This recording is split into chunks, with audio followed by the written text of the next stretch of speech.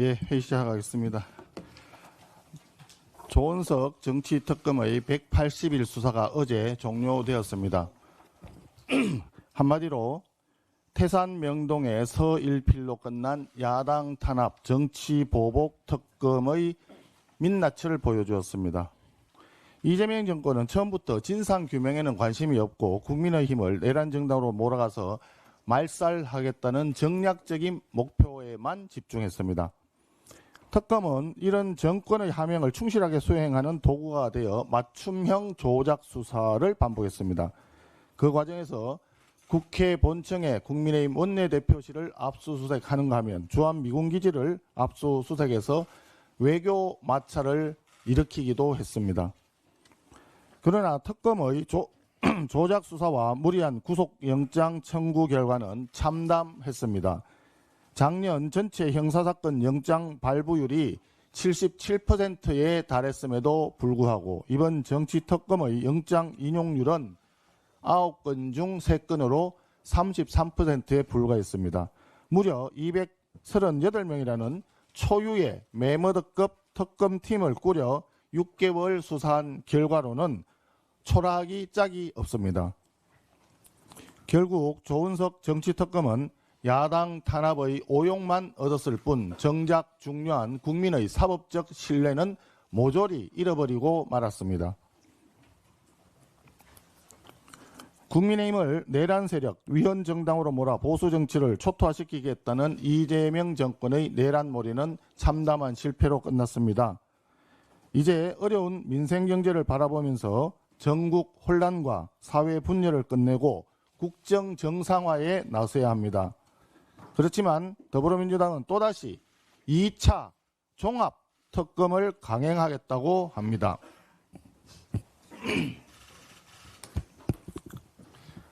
내란몰이 야당 탄압 특검을 연장해서 국정 난맥상과 명청 갈등을 덮고 내년 지방선거에 이용하려는 저열한 술수입니다.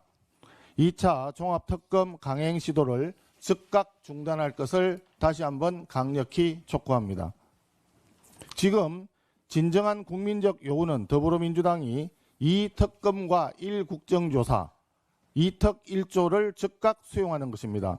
통일교와 민주당의 검은 커넥션이 매일 새롭게 드러나고 있습니다. 어제는 전재수 전 장관이 통일교 행사에 최소 7차례 접촉했다는 사실이 사진과 함께 보도되었습니다. 통일교 게이트 특검을 통해서 그 진상을 명명백백하게 밝혀야 합니다. 민중기 특검에 대한 특검을 통해 민중기 특검의 통일교 민주당 유착 사건 은폐와 아울러 인권 유린 수사 실체를 낱낱이 밝혀야 합니다. 이미 우리 국민의힘은 2개의 특검법 준비를 마쳤습니다.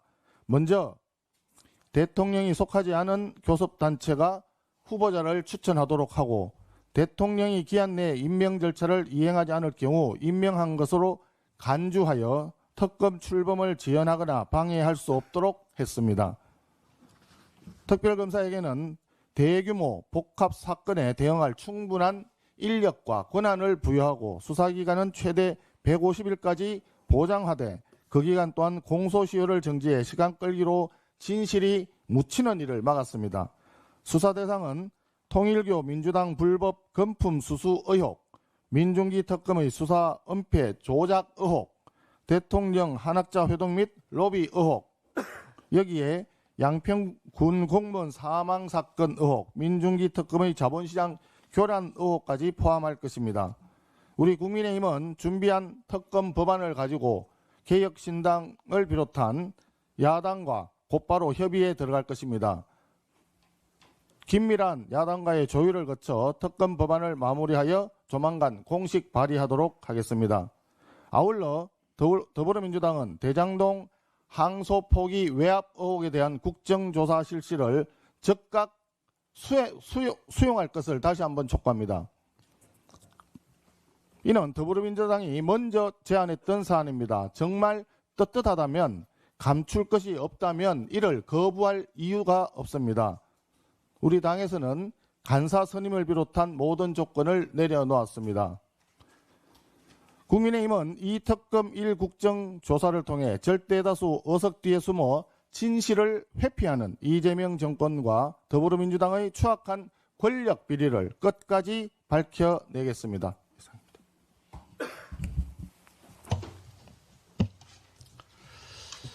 이재명의 통일교 게이트 수사를 맡고 있는 경찰관이 수사 경험이 일천한 기획통이라고 어제 지적을 했습니다. 네, 아니나 다를까 어제 전재수 의원실 압수수색 과정을 보면 수사의 의지가 없다는 것이 증명이 되었습니다. 반드시 특검으로 이 문제는 실체 진실을 규명해야 한다고 봅니다. 최근 이재명 대통령이 충남 지역 타운홀 미팅에서 서울 집값 문제에 대해 대책이 없다고 실토했습니다. 구조적 요인이라 해결되지 않는다고도 실토했습니다.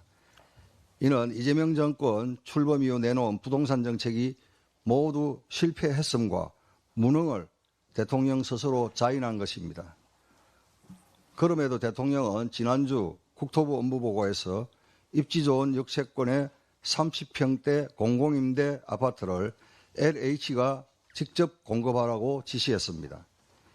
이미 실패를 인정한 정책 기조를 바꾸기는커녕 공공주도 임대 중심 처방을 또다시 반복한 것입니다. 지금 시장이 요구하는 것은 민간 공급 정상화인데 대통령의 발언은 오히려 국토부와 LH로 하여금 역세권 공공임대 부지 확보에 정책 역량을 집중하게 만들 것입니다. 그렇게 되면 민간 분양은 다시 뒷전으로 밀리게 되고 실수요자용 공급 위축은 더욱 심화될 수밖에 없습니다. 지난 10월에 이재명 정권과 민주당이 연말 연초에 서울시 각 자치구별로 연도별 주택 공급 물량을 담은 상세한 주택 공급 계획을 발표하겠다고 했습니다. 그러나 만약 이번에 제시될 자치구별 공급 계획이 또다시 공공주도 임대 중심의 숫자 나열에 그친다면 이는 정책 실패를 반복하는 것이며 또다시 국민을 속이는 일입니다. 정부 발표를 예의주시하겠습니다. 이재명 정권은 지금이라도 부동산 정책 방향을 분명히 전환해야 합니다. LH 중심의 공공주도 정책이 아니라 민간이 주도하고 정부는 규제 완화와 제도 개선으로 뒷받침하는 민간주도 중심의 주택 정책으로 전환해야 합니다. 기업이 국내에 투자하고 일자리를 만들 수 있는 환경 마련이 필요합니다. 최근 국내 기업들의 해외 직접 투자 잔액이 사상 처음으로 7천억 달러를 넘었습니다. 더 큰 문제는 해외에서 벌어들인 달러가 국내로 돌아오지 않는다는 점입니다. 해외 법인 이익이 현지에 유보되어 국내로 들어오는 달러는 줄고 나가는 달러는 늘어난 구조가 고착화되고 있습니다. 이는 단순한 자본 이동의 문제가 아닙니다. 해외 투자가 늘고 달러 환율가 줄어들수록 원화 가치는 약해지고 고환율을 장기화될 수밖에 없습니다. 고환율은 곧바로 다시 원가, 물가 부담 과정으로 이어져 국내 투자를 더욱 위축시키게 됩니다. 이렇게 위축된 국내 투자는 일자리 감소로 직결되는 구조적 위험입니다. 청년 고용률은 19개월 연속 하락하고 있고 30대 쉬어섬 청년도 31만 명을 넘어서며 역대 최악을 기록하고 있습니다. 고환율, 고물가, 고금리 이것은 투자 위축, 다시 일자리 감소의 악순환이 이미 현실화되고 있는 것입니다. 국내 기업이 국내 투자를 줄이고 해외 투자를 늘리는 이유는 분명합니다. 삼중고에 대해 법인세 부담과 노란봉투법, 중대재해처벌법 등 과도한 규제가 겹치며 국내 투자 여건이 갈수록 악화되고 있기 때문입니다. 자본이 다시 국내로 돌아오는 환경을 만들지 않는 한 기업 투자도 청년 일자리도 살아나기 어렵습니다. 정부는 고물가, 고환율, 고금리, 삼중고에 대한 실질적인 대응책 마련에 집중해야 할 것입니다. 아울러 내년부터 일괄적으로 오르는 법인세가 투자와 고용에 미치는 영향도 면밀히 점검하여야 할 것입니다. 국회도 결단해야 합니다. 노란복투법은 폐기하고 과도한 중대재해처벌법은 합리적으로 개선하는 논의를 지금 시작해야 합니다. 기업 탓만 할 게 아니라 기업이 국내에 신바람나게 투자하고 일자리를 늘릴 수 있는 환경을 만드는 것이 경제해법입니다. 이상입니다.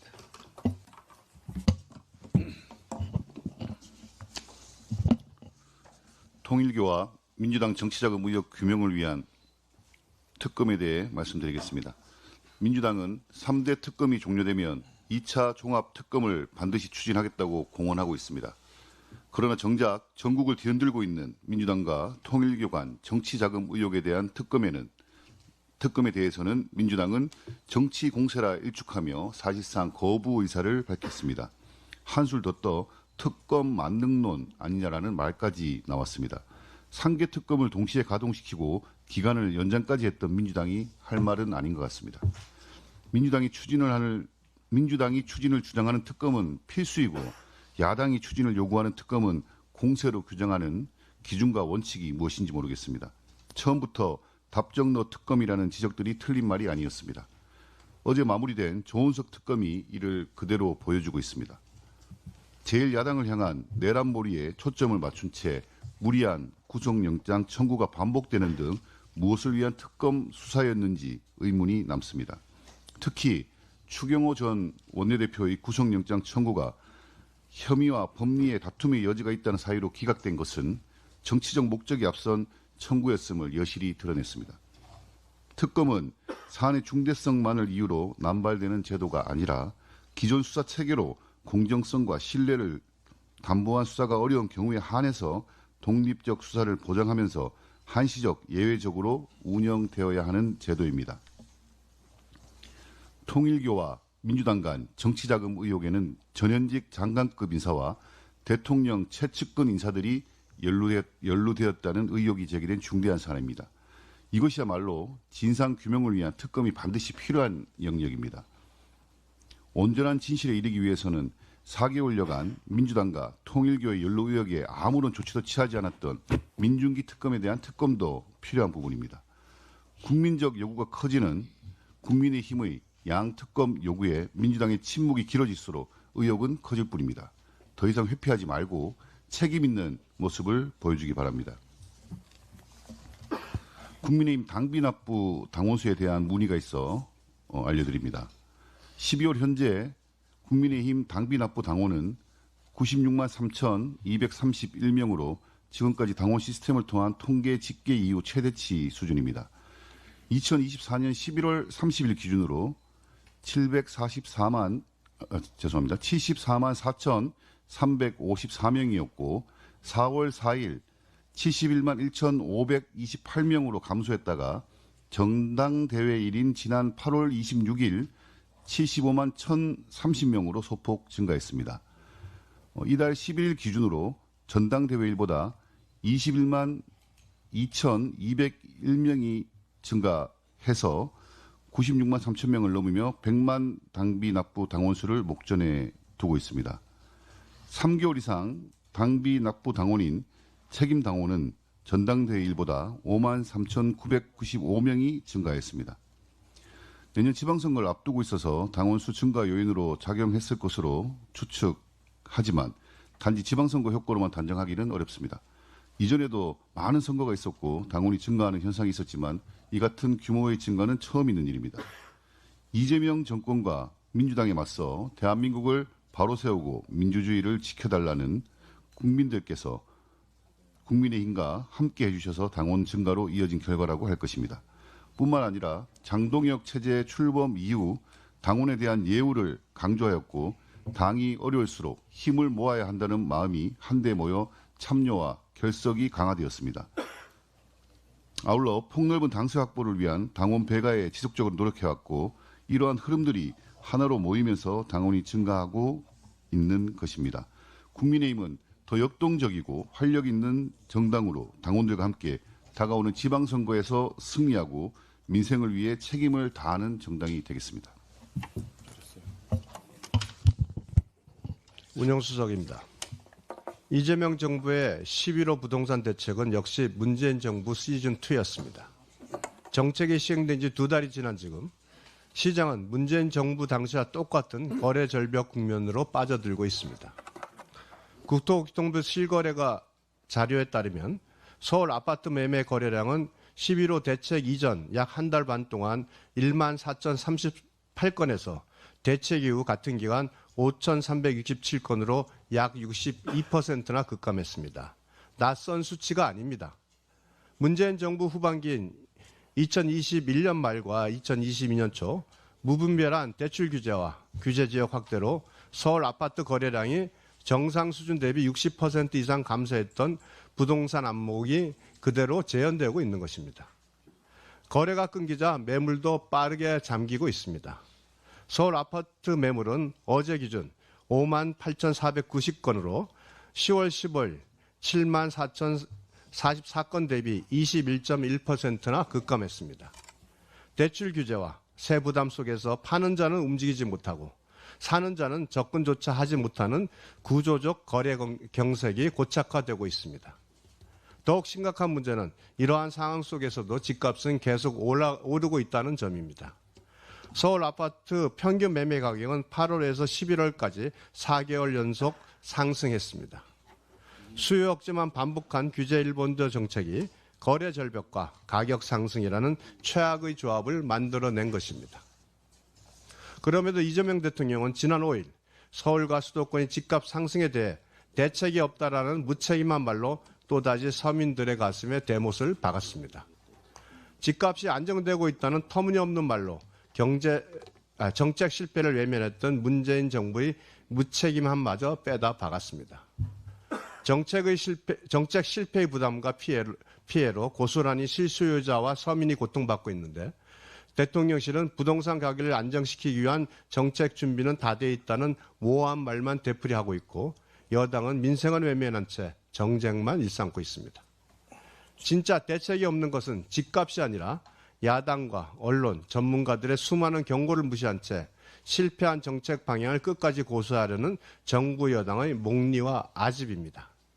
이재명 정부와 여당은 지금이라도 실패를 인정하고 11호 대책을 포함한 부동산 정책 전반을 원점에서 재검토해야만 합니다. 국민이 또다시 문재인 정부 시즌2의 실험 대상이 될 이유도 인내도 없습니다. 네. 정책수석입니다. 이재명 대통령이 인천공항공사 업무보고에서 사장에게 책 속에 숨긴 달러 유출 왜 답하지 못하는지 공개 면박을 준 바가 있습니다. 관세청장 관할인 외화 반출 단속을 공항공사 사장에게 물은 것은 주소를 잘못 찾은 거죠. 경찰서장에게 왜 불을 못 껐느냐고 무능하다고 추궁한 것과 다름이 없습니다. 진심으로 외화 유출이 걱정된다면 책갈피 달러 원조인 대북송금 사건 재판을 속개하고 미국에서 달러를 쓰고 있는 남욱 일가 등 대장동 일당의 범죄 수익 7,800억 원 회수를 위한 국정조사를 하면 됩니다. 대통령의 의도는 민주당이 확인해줬습니다. 의지가 없다면 거취를 정리하는 게 도리라고 공식 발표를 했죠. 이진숙 한 명 잡자고 방통위를 없애듯 강요는 없었지만 선택은 하나입니다. 문화대연명 당시에 마오쩌둥이 정적인 류사오치를 공개 망신 주고 홍위병이 대상자의 역사 인식을 뒤따라서 공격하는 중국식 짜고 치는 정적 제거와 흡사합니다. 문제는 동원된 수단의 수준입니다. 환단고기 편찬을 맡은 이유립은 친일단체에 가입한 바가 있습니다. 내용마저 이집트는 우리말 이집의 터를 본땄다고 할 정도로 황당합니다. 대통령의 말 한마디에는 국가의 품격이 그리고 정부 수반의 무게가 실려 있습니다. 대통령이 뭘 믿든 자유입니다. 그런데 사이비를 검증 가능한 역사로 돌려놓는 역사 오염이 위태로운 겁니다. 또 유독 동북아재단 이사장 그리고 인천공항공사 사장 같은 알짜 공공기관장 불러놓고 이 위험한 줄타기, 몰아내기가 이뤄지고 있는 거죠. 이 사달을 벌여놓고 대통령실의 입장을 물어봤더니 평가는 국민의 몫이라 돌리고 있습니다. 이 사법 파괴로 이 정부가 전 국민을 법조 전문가로 만들고 환단고기로 전 국민을 역사 전문가로 거듭나게 하더니 이제 와서는 고조선 이후 5,000년 역사 온데 불질러 놓고 알아서 불 끄라고 국민에게 강요하고 있습니다. 고물가, 고환율, 고실업으로 대한민국 국민은 이미 충분히 피곤하고 힘듭니다. 적당히 하십시오. 이상입니다. 예. 기재위 간사 박수영입니다. 우리나라의 진짜 나라 빚이 얼마인지 오늘 정확하게 말씀드리도록 하겠습니다.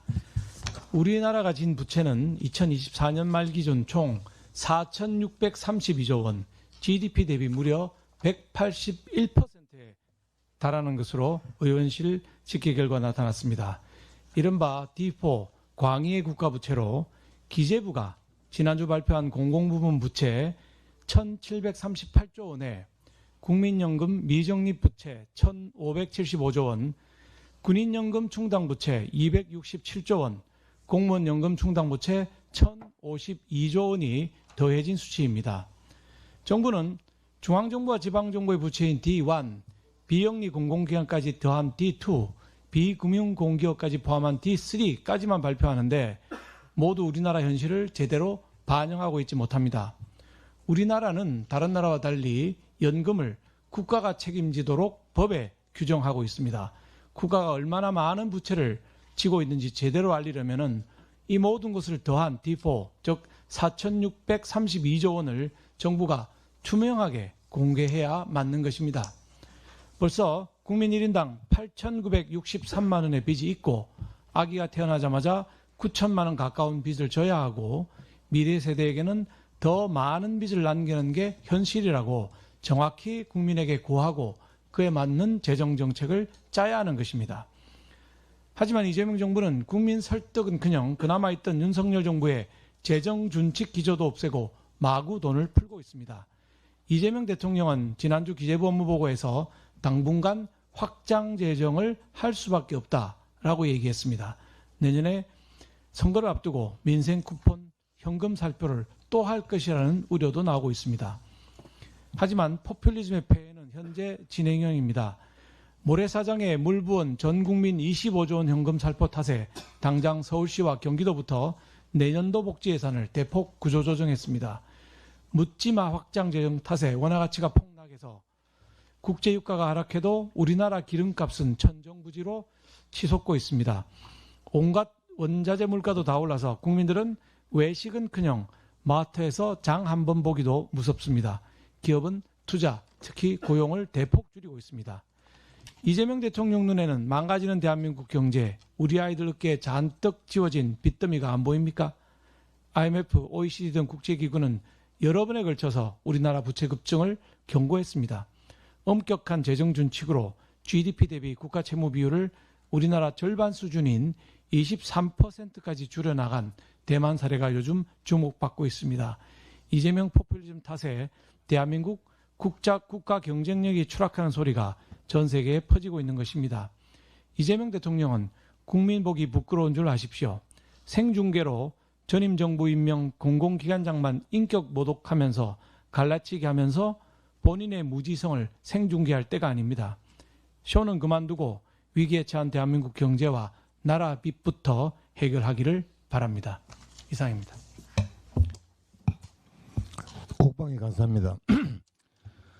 정권 교체 이후 죄송합니다. 처음 열린 제5차 한미 핵 협의 그룹 NCG 회의 공동 성명에서 이전 성명에 담겼던 북핵 위협에 대한 대응이나 북한 정권에 대한 경고 등 북한 관련 표현이 모두 사글이 빠졌습니다. 1, 2, 4차 공동성명에 포함됐던 북한의 어떠한 핵 공격도 용납할 수 없으며 정권 종말로 귀결될 것이라는 경고 문구는 삭제되었고 미국 전략자산 한반도 전개 확대, 핵 작전의 공동기획, 공동실행 등 억제의 실행력을 상징하던 표현도 모두 빠져버렸습니다. 이를 두고 우리 국방부는 한미 간 협의의 성과를 간결하게 담은 것일 뿐이라고 설명하고 있습니다.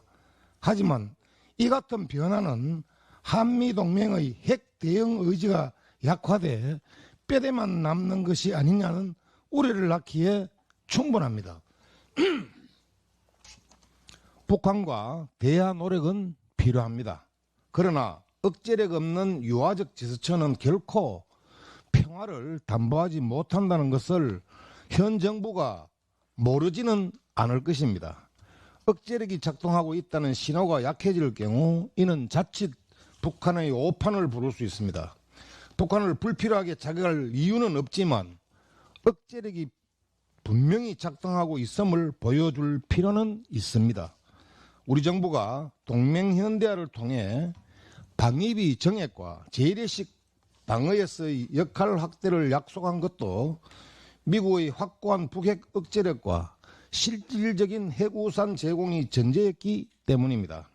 정부는 이번 NCG 결과에 대해 한미 확장 억제가 여전히 실효적이고 작동하고 있다는 점과 북핵 대응 태세가 결코 약화되지 않았다는 점을 국민 앞에 분명하고 책임 있는 설명을 꼭 해야만 할 것입니다. 예, 국회 교육위원회 간사 조정훈입니다. 이재명 정부가 대학 입시 제도를 마치 장난감 갖고 놀듯 흔들어대고 있습니다. 교육부 장관은 수능 절대평가를 지겹도록 언급하고 있고 진보교육감이라는 서울시 교육감은 수능 완전 폐지를 주장하고 있고 이제는 대통령이 업무보고 받으면서 대입 추첨제를 언급하고 있습니다. 대학 입시 제도에 관해서는 조그만 변화에 관해서도 학부모, 학생의 마음은 철렁입니다. 인생이 달린 이런 일에 대통령의 발언 그리고 정부 최고위 관계자들의 발언이 이렇게 깃털처럼 가벼워서 되겠습니까? 소위 좌파 진보 교육의 실패는 안 봐도 뻔하고 그 피해는 또 학생으로 돌아갈 것입니다. 경쟁을 없애겠다 해놓고 경쟁을 항상 심화시키고 다양한 기회를 주겠다고 하면서 결국은 자기 자식만 명문대로 보내는 내로남불 아니었습니까? 이번엔 도대체 누구 딸, 누구 아들 대학 잘 보내려고 수능을 절대평가하든지 수능을 완전히 폐지하든지 이제는 대입 추첨제까지 생각합니까? 더 안타까운 것은 교육정책에 있어서는 대통령의 입뿐만 아니라 민주당의 추미애 법사위원장의 입도 너무 가볍습니다. 지난 2월 우리는 대전의 한 초등학교에서 6살의 아이가 교사에게 목숨을 잃은 끔찍한 경험을 했습니다. 가장 안전해야 할 학교에서 보호자 역할을 하는 교사가 학생을 해칠 수 있다는 사실에 우리 모두 큰 충격을 받았습니다. 학교에 그 아이가 있었던 돌변교실 앞에 CCTV 한 대만 있었다면 살릴 수 있었던 안타까운 일이었습니다. 그래서 학교에 사각지대에 CCTV를 설치해달라고 시민들의 청원이 2번이나 올라왔고 여야가 합의로 교육위에서 학교 안전 사각지대 CCTV 법안을 통과시켰습니다. 그런데 며칠 전 추미애 법사위원장은 체계작구 심사의 범위를 넘어서 이 법안을 교육 철학이 없는 법안, 유신시대에 나올 법안이라고 망언을 하며 법안 통과를 가로막았습니다. 추미애 위원장님 그리고 민주당 의원님들, 우리 아이들의 생명을 지키는 게 교육 철학이 없는 법안이고 우리 아이들의 안전을 지키는 게 유신시대에 나올 법안이라고 아직도 생각하십니까? 이렇게 자신들의 자존심 그리고 알지도 못하는 얄팍한 지식으로 정말로 필요한 교육 정책들을 막아가면서 그 피해는 고스란히 우리 학생들과 우리 학부모가 지고 있습니다. 이재명 대통령과 민주당에 경고합니다. 제발 좀 생각이란 걸 하고 교육 정책에 관해서 언급하십시오. 그리고 특히 우리 아이들이 다니는 학교에 제2의 하늘이 양이 발생하지 않도록 학교 CCTV 설치 법안을 조속히 통과시켜 주실 것을 요구합니다. 이상입니다. 예, 정무위 간사 강한대한민국 강명구입니다. 오늘 징벌적 가징금에 대해서 말씀을 드리겠습니다. 요즘에 그 제 신상이 그 저보다 더 해외에 많이 있다.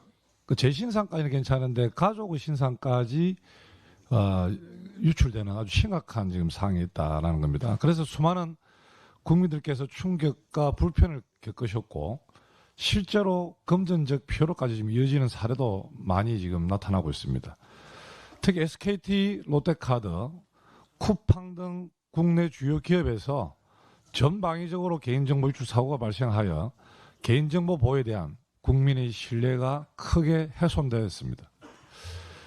우리 국민의힘 정무위원들은 민생을 우선시하고 그래서 국민의 귀중한 개인정보가 이제는 기업들의 자의적 선의에 기대는 현재의 체제로는 한계가 있다고 생각했습니다. 반복적이고 중대한 개인정보 침해가 발생할 경우 징벌적 가징금을 부과하는 개인정보보호법 일부 개정 법률안을 어제 정무위원회 법안소에서 통과시켰습니다. 해당 개정안은 우리 국민의힘 김상훈 의원이 대표 발의한 것으로 여기 엄격한 요건을 세 가지를 걸어놨습니다. 최근 3년 내 고의 중과실로 위반 행위를 반복한 경우 그리고 고의 중과실로 1,000만 명 이상의 정보 주체에게 피해를 입힌 경우 그 세 번째 시정명령 불이행으로 정보가 유출된 경우 등 중대 위반 사항에 대해 가징금 상한을 기존의 매출액 3% 내지 이내 혹은 최대 20억 원에서 매출액의 10% 이내 최대 50억 원까지 상한하는 내용입니다. 또한 기업의 과도한 부담을 또 들어주기 위해서 어떤 기업이든 간에 보안 시스템 구축 및 그 의무를 다했을 때는 감면 조항도 신설했습니다. 국민의 개인정보를 더 철저히 지키도록 하는 법 개정이 이제 첫 번째 관문을 넘었습니다. 국회 본회의까지 통과해 국민들께서 마음 놓고 체감할 수 있는 변화를 만들어낼 때까지 우리 국민의힘은 최선을 다하겠습니다. 또한 개인정보보호법 외에도 기업의 각종 위법 행위, 불공정 행위를 효과적으로 제재할 수 있도록 그 필요성을 살펴 관계 법률에도 징벌적 가징금을 도입하는 등 국민의 권익을 지키기 위해 국민의힘이 적극적으로 나서겠습니다. 예, 농해수위 간사 김성교입니다. 경제와 민생을 챙겨야 할 정부와 여당은 어디에 있습니까? 어제부터 각 부처 차관급은 물가안정 책임감으로 임명돼 농축산물, 가공식품 등 소관 품목 물가 관리를 주도한다고 합니다. 그러나 농림부는 12월 5일자에 공개되지 않는 이유로 강영석 차관이 경질돼 현재까지 공석입니다. 한편 부처까지 부산으로 이전해 간다던 해양수산부는 전재수 전 장관의 통일교 금품수수 의혹 사태로 전격 면직됐습니다. 그런데도 정부와 여당은 통일교 특검 거부하고 내란 특검은 재탕한다는 선택적 정쟁, 위헌적 내란 재판부 추진에 무리수를 두며 권력 투쟁에만 몰두하고 있습니다. 철저한 인사 검증으로 농림, 해양 분야의 민생을 책임질 인사 문제부터 챙기고 오고 시대 변환 끝에 몰린 농어민, 서민 경제를 구제할 민생, 경제 종합 대책부터 강구하십시오. 매우 내한의 시기일수록 경제부터 민생부터 챙기는 것이 진정 국민을 위한 정도임을 강력히 촉구합니다. 발언하실 분?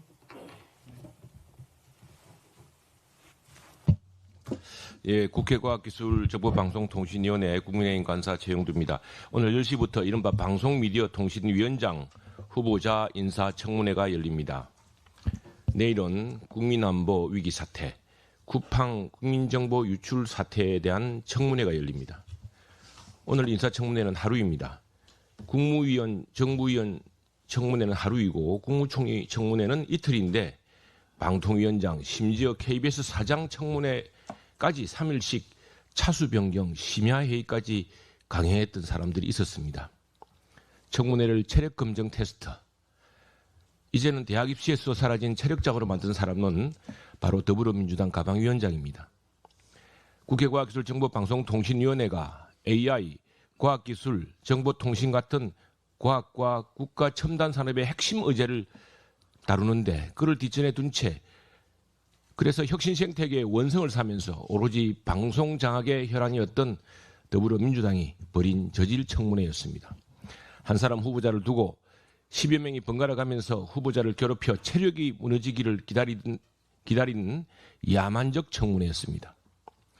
오죽하면 당시 법사위원장이었던 정청래 더불어민주당 대표가 국회 본회의장에서 총리도 아닌데 무슨 3일이냐고 공개적으로 훈계하기까지도 했습니다. 본회의장 속기록에 생생하게 나와 있습니다. 내용은 더욱 저질이었습니다. 오로지 빵이었습니다. 당시 이진수 후보자가 제출 의무가 없는데도 자진해서 제출했던 대전 MBC 사장 당시 법인카드에서 직원들을 위해서 사준 빵값을 덜치워내어 낯뜨거운 낙인 찍기에 급급했습니다. 국민의힘은 다릅니다. 우리는 야만적이고 독선적인 체력장 청문회는 거부합니다. 후보자 자질과 무관한 저질 낙인 찍기도 거부합니다. 우리는 헌법학자를 방미통위원장 후보로 지명한 이유가 궁금합니다. 법률가들이 방통위원장에 임명된 적은 있지만 헌법학 교수는 전례가 없습니다. 더불어민주당 가방위원장이 강행했던 방송법 개정, 방미통일법 제정은 법안 심의 때부터 심각한 헌법 위반 지적을 받았습니다. 임기가 보장된 공영방송사 사장, 민간자치 영역인 민영방송사 사장, 그리고 또 임기가 보장된 정부위원, 방통위원장을 법으로 쫓아내는 이런 위헌 그 자체였습니다. 이른바 처분적 입법이고 이미 위헌 소송이 제기되어 있습니다. 헌법은 국가의 기관입니다. 오로지 헌법만이 대한민국의 자유민주 질서, 국민 통합을 가능하게 합니다. 헌법재판소는 이미 유사 사건에서 위헌 결정을 내렸습니다. 헌법재판소 문형배 소장 대행, 김형두 헌법재판관은 더불어민주당 국회에게 왜 국회 방통위원 후보를 국회 추천 방통위원을 추천 의결하지 않아서 지난 수년 동안 방통위 업무를 마비시켰냐고 질책했습니다. 헌법학 교수 방미통위 후보자가 헌법과 헌재의 결정을 왜곡하는 일을 국민의힘은 용납하지 않을 것입니다. 그리고 참 후보자가 혹여 위원장으로 임명되더라도 주의할 일이 있습니다. 절대로 직원들을 위해서 빵을 사주지 마십시오. 빵 영수증만 나오면 이성을 잃는 사람이 있습니다. 조심하셔야 합니다.